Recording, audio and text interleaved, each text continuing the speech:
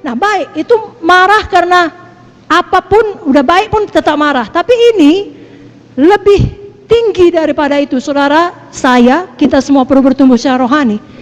Jangan marah walau ada dasar untuk marah. Dengan kata lain, saudara punya alasan cukup pantas, layak untuk marah, yakni orang jahat terhadap saudara, orang melakukan kecurangan terhadap saudara, dan lain-lain lah. Orang membicarakan saudara, menggosipkan saudara, bla bla bla. Begitupun tetap jangan marah. Bukan saya yang bilang, Alkitab yang bilang. Mari buka Alkitab saudara. Mari bangkit berdiri dari Mazmur 37 ayat 1 sampai 8. Ini ayat yang sangat luar biasa. Semua kita perlu sungguh-sungguh membacanya. Mazmur 37 ayat 1 sampai 8. Dapat saudaraku? 1, 2, 3 ya. Jangan marah karena orang yang berbuat jahat. Jangan iri hati kepada orang yang berbuat curang. Sebab mereka segera lisut seperti rumput dan layu seperti tumbuh-tumbuhan hijau. Percayalah kepada Tuhan dan lakukanlah yang baik. Diamlah di negeri dan berlakulah setia. Dan bergembiralah karena Tuhan, maka Ia akan memberikan kepadamu apa yang diinginkan hatimu. Serahkanlah hidupmu kepada Tuhan dan percayalah kepadanya, dan Ia akan bertindak. Ia akan memunculkan kebenaranmu seperti terang dan hakmu seperti siang. Berdiam dirilah di hadapan Tuhan dan nantikanlah Dia. Jangan marah karena orang yang berhasil dalam hidupnya, karena orang yang melakukan tipu daya. Berhentilah marah dan tinggalkanlah panas hati itu. Jangan marah, itu hanya membawa kepada kejahatan. Coba ulangi 3 kali bagian terakhir. Jangan marah, itu hanya 1, 2, 3 ya. Jangan marah. Lagi. Amin. Bila sama kiri kanan. No maya-maya. Silakan duduk Bapak Ibu Saudara. Jadi betul ada orang jahat. Saya mau tanya, di tempat kerja saudara ada orang jahat? Ada? Dalam keluarga saudara semua baik?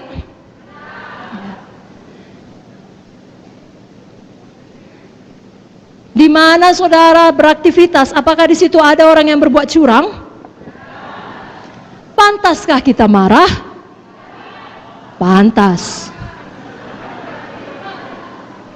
Tapi apakah kita marah? Kenapa? Karena Roh Kudus di dalam. Kita tidak mau mendukacitakan Roh Kudus.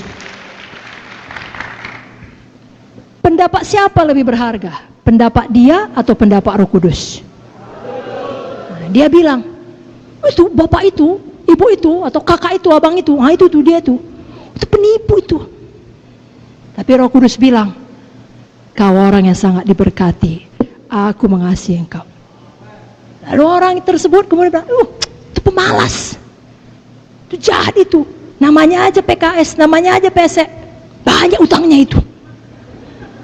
Panas hati kita, padahal udah kita lunasi semua utang kita. Itu hidup lama kita, lalu memarah kita sama dia. Roh Kudus bilang, kau sangat dikasihi, kau luar biasa, kau anakku yang kekasih.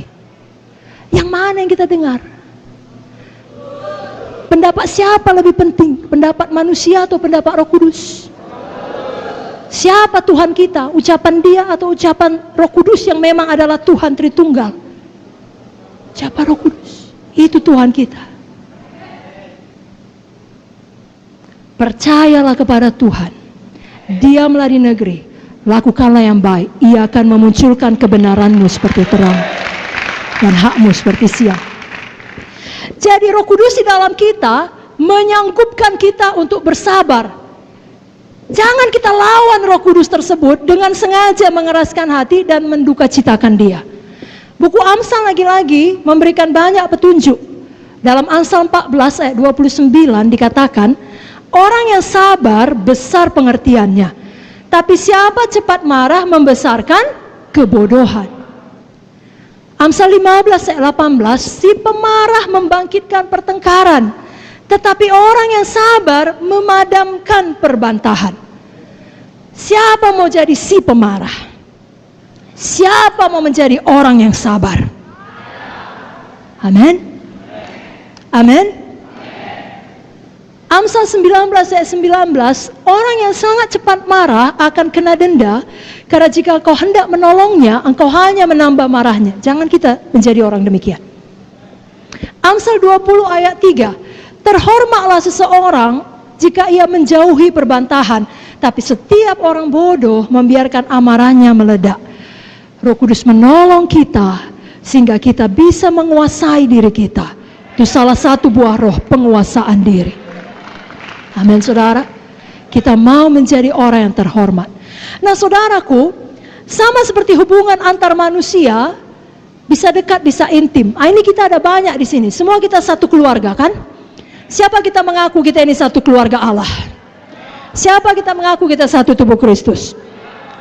Tapi walaupun kita semuanya satu tubuh Kristus, satu keluarga Tuhan di Gereja Kemenangan Iman Indonesia, kita kalau dengan jujur, ada di antara kita yang hubungannya lebih dekat, ada yang lebih renggang. Betul? Hubungan saya dengan saudara tentulah lebih renggang bila dibandingkan dengan hubungan saya dengan Ibu Munte atau Ibu Victoria. Betul? Saya lebih intim dengan mereka. Demikian juga Roh Kudus ada di dalam kita, tapi kedekatan kita dengan Roh Kudus, keintiman kita dengan Roh Kudus, itu semuanya terserah kepada kita. Tergantung kepada kepatuhan kita kepadanya. Bila kita dengan sengaja menduka citakan Roh Kudus, nah bukan berarti saudara kehilangan keselamatan saudara, saudara terancam masuk neraka, tidak. Saudara punya jaminan keselamatan. Yesus mengampuni dosa saudara, dosa yang lalu, dosa yang sekarang, dosa yang akan datang. Wah, itu saja cukup untuk buat saudara bersorak-sorai. Bersorak-sorai, tepuk tangan dulu. Tidak ada yang lebih penting dari jaminan keselamatan. Namun, walaupun kita tetap selamat, tapi hubungan kita dengan Roh Kudus tidak lagi begitu manis seperti sebelumnya ketika saudara patuh. Kalau saudara jujur, saudara tahu saat-saat itu, ya, ini di waktu saudara berdoa, saudara tidak bisa merasakan apa-apa. Pernah? Jangan diteruskan. Kenapa itu terjadi? Karena misalnya Roh Kudus sudah berkata, jangan lakukan nakku, jangan bohong. Udah, hentikan. Itu gosip nakku. Roh Kudus bilang, nakku jangan gitu. Kalau mau bilang sungguh-sungguh, jangan pura-pura, jangan hidup dalam kegelapan, jangan sembunyi-sembunyi. Lurus saja, tetap juga belak-belik. Roh Kudus bilang, sabar nakku, jangan meledak. Tapi kita keraskan hati. Lalu itu membuat Roh Kudus berduka cita. Saudaraku, saya mau katakan, saudara bisa bebas dari ikatan dosa. Bukan hanya bohong, bukan hanya marah, apa saja. Kalaupun masih ada di antara saudara punya dosa-dosa yang terselubung, saudara bisa bebas. Kalau saudara mau jujur pada Roh Kudus.